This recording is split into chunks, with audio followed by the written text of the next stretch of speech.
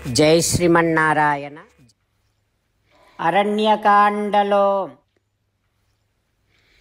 హో రావణ, సీతాం కమలపత్రాక్షీం, కమలముల వంటి కన్నులు కలిగినటువంటి సీతమ్మను, రామస్య మహిషీం ప్రియాం, రాముని ధర్మపత్ని అయినటువంటి సీతమ్మను, నహిమే జీవమానస్య, నేను బ్రతికి ఉండగా, నయిష్యసి శుభాం ఇమాం, తీసుకొని పోలేవు అమ్మని ఇక్కడి నుంచి.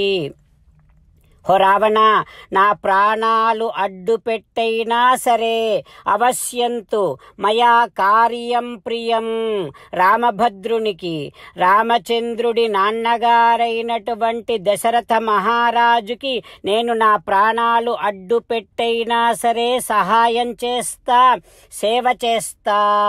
రావణ తిష్ఠ తిష్ఠ దశగ్రీవ, ఆగు అక్కడ, నా ప్రాణాలు ఉన్నంత వరకు నీతో యుద్ధం చేస్తా అని ఈ రకంగా జటాయువు మాట్లాడేసరికి రావణాసురుడికి బాగా కోపం వచ్చింది.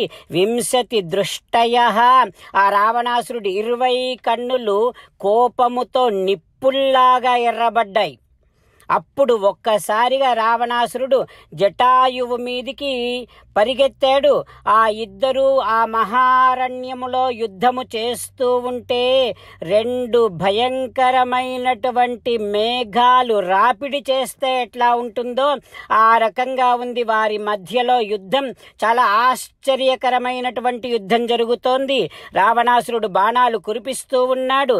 జటాయువు రావణాసురుడి బాణఘాతాలను సహిస్తూ ఉన్నాడు.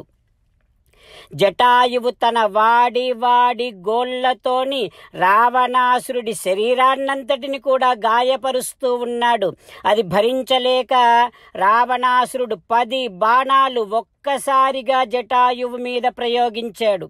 ఆ బాణాలు జటాయువుని చీల్చి పడేస్తూ ఉంటే ఆ బాధను కూడా జటాయువు సహిస్తూ ఉన్నాడు. ఎందుకంటే ఆ ప్రక్కన రథములో సీతమ్మ కనిపిస్తోంది జటాయువుకి. ఎట్లా ఉంది సీతమ్మ? జానకీం బాష్పలోచనాం, సీతమ్మ కళ్ళ నిండా నీళ్లు పెట్టుకొని దీనావస్థలో ఉంది. అట్లాంటి సీతమ్మను చూసి జటాయువు ఎంతటి బాధనైనా సహిస్తూ ఉన్నాడు, ఎన్ని బాణఘాతాలైనా సహిస్తూ ఉన్నాడు. మళ్ళీ రావణాసురుడి మీదికి వెడుతూ ఉన్నాడు జటాయువు రావణాసురుడి వింటిని తన పాదములతోనే విరిచిపడేశాడు. రావణుడు ఇంకొక ధనుస్సుని తీసుకొని 100,000 బాణాలు జటాయువు మీద ప్రయోగిస్తూ ఉన్నాడు. జటాయువు చుట్టూ ఆవరించబడ్డాయి రావణాసురుడి బాణాలు. జటాయువు ఆ బాణాలన్నింటినీ కూడా తన రెక్కలతోనే చెదరగొట్టి మళ్ళీ ధనుస్సును విరిచాడు, రావణాసురుడి ధనుస్సును. ఆ జటాయువు తన రెక్కలతోనే రావణాసురుడి కవచాన్ని కూడా ఎగరగొట్టాడు. జటాయువు రావణాసురుడి రథానికి పూంచబడినటువంటి గాడిదలను చంపాడు. జటాయువు రావణాసురుడి రథాన్ని విరిచాడు. జటాయువు రావణాసురుడి తెల్ల గొడుగును వింజామరలను తన ముక్కుతో పడవేశాడు.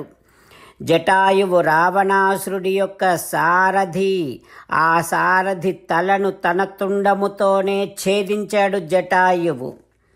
అప్పుడు రావణాసురుడు ఎట్లా ఉన్నాడు?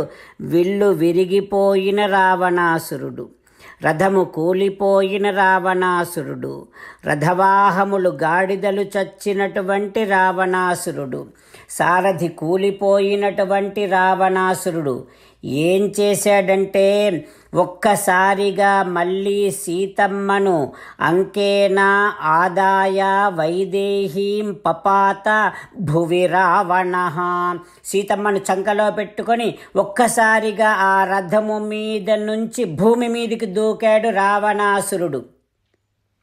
సీతారామచంద్రులను మనసారా ధ్యానము చేస్తూ పరమదయాళువు పరమశివుడు చెప్పిన పరమపావన రామనామాన్ని చెబుతూ మనము రామనామ గానము చేస్తూ ఉంటే అదిగో సీతారామచంద్రులు, పార్వతీ పరమేశ్వరులు, ఆంజనేయ స్వామి, సకల దేవతలు, పితృదేవతలు, మహర్షులు, ఆచార్యులు, భాగవతోత్తములు అందరూ మనని చూసి ఆనందముతో అనుగ్రహిస్తున్నటువంటి దృశ్యాన్ని భావన చేస్తూ నోరారా రామనామగానము చేద్దాం. రామ రామ దశరథ రామ, రామ రామ దశరథ రామ, హే హే రాజా రామ, హే హే రాజా రామ, హే హే సీతారామ, హే హే సీతారామ. జై శ్రీమన్నారాయణ. భక్తులకు ప్రత్యేకమైనటువంటి విజ్ఞాపన. మీకు అన్ని విషయాలలో వెంటనే మంచి ఫలితాలు రావాలి అనంటే ప్రతిరోజు 1 నిమిషం వెచ్చించి నారాయణాస్త్రాన్ని చదవండి. ఇక మీకు తిరిగే ఉండదు.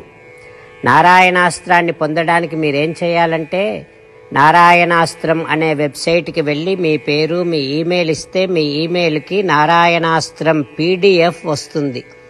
అందులో ఒక రామాయణ శ్లోకం, ఒక గీతా శ్లోకం, ఒక విష్ణునామం ఉంటాయి. ఆ మూడింటిని కలిపి నారాయణాస్త్రం అంటాం. ప్రతి ఒక్కరికి వేరువేరు శ్లోకాలను ఇస్తున్నాం. ఆ రకంగా ఎవరి శ్లోకాన్ని వారు ప్రతిరోజు తప్పనిసరిగా చదవటం వలన ప్రతిరోజు ప్రతి 24,000 భక్తులతో ఒకసారి సంపూర్ణ రామాయణ పారాయణ, 33 సార్లు శ్రీమద్ భగవద్గీత పారాయణ, 24 సార్లు శ్రీ విష్ణు సహస్రనామ స్తోత్ర పారాయణ జరుగుతుంది. ప్రతి ఒక్కరికి అంతటి విశేష ఫలితము ప్రతిరోజు లభిస్తుంది.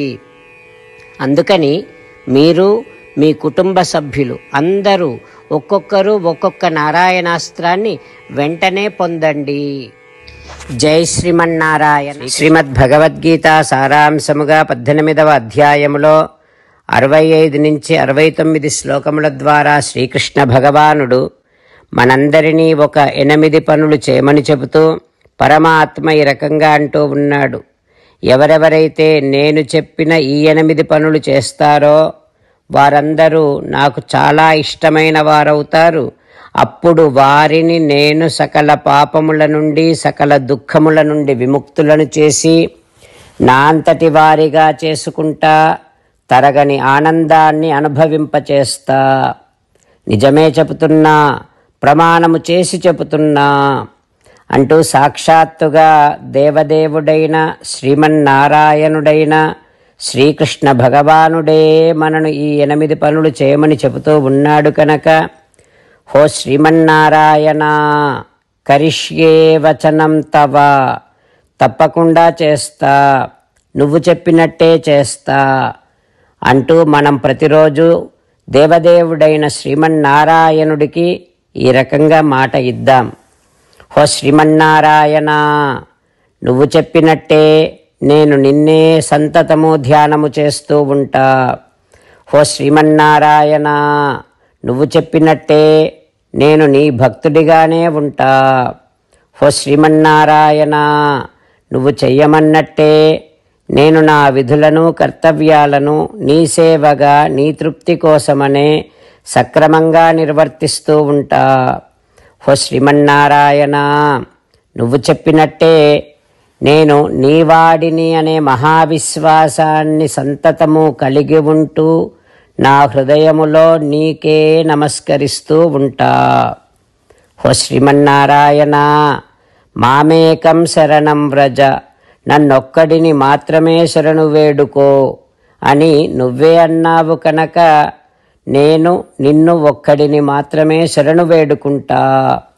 హో శ్రీమన్నారాయణ, మా శుచః, ఇక దుఃఖించకు అని నువ్వే నాకు భరోసా ఇస్తూ ఉన్నావు కనుక నేను ఇక దుఃఖించను. హో శ్రీమన్నారాయణ, నువ్వు చెప్పినట్టే నువ్వు నా కోసమని చెప్పిన శ్రీమద్భగవద్గీతను ఎప్పుడో ఒక్కసారి కాకుండా ప్రతిరోజు కనీసం 1 శ్లోకాన్నైనా అనుసంధానము చేస్తూ గీతోపదేశాన్ని జ్ఞాపకం చేసుకుంటూ ఉంటా.